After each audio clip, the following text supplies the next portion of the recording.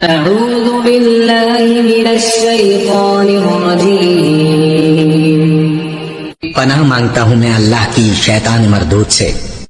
بسم اللہ الرحمن الرحیم شروع اللہ کا نام لے کر جو بڑا مہربان نہایت رحم والا ہے۔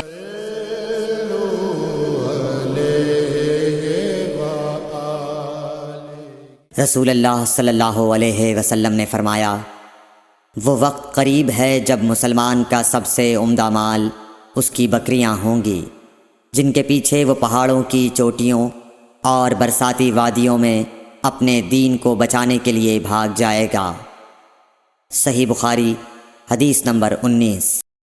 رسول اللہ صلی اللہ علیہ وسلم کسی کام کا حکم دیتے تو وہ ایسا ہی کام ہوتا جس کے کرنے کی لوگوں میں طاقت ہوتی۔ اس پر صحابہ کرام نے عرض کیا کہ یا رسول اللہ، ہم لوگ تو آپ جیسے نہیں ہیں، آپ تو معصوم ہیں اور آپ کی اللہ پاک نے اگلی پچھلی سب لغزشیں معاف فرما دی ہیں، اس لیے ہمیں اپنے سے کچھ زیادہ عبادت کرنے کا حکم فرمائیے۔ یہ سن کر آپ ناراض ہوئے، حتیٰ کہ خفگی آپ کے چہرہ مبارک سے ظاہر ہونے لگی۔ پھر فرمایا کہ بے شک میں تم سب سے زیادہ اللہ سے ڈرتا ہوں اور تم سب سے زیادہ اسے جانتا ہوں، پس تم مجھ سے بڑھ کر عبادت نہیں کر سکتے۔ صحیح بخاری حدیث نمبر 20۔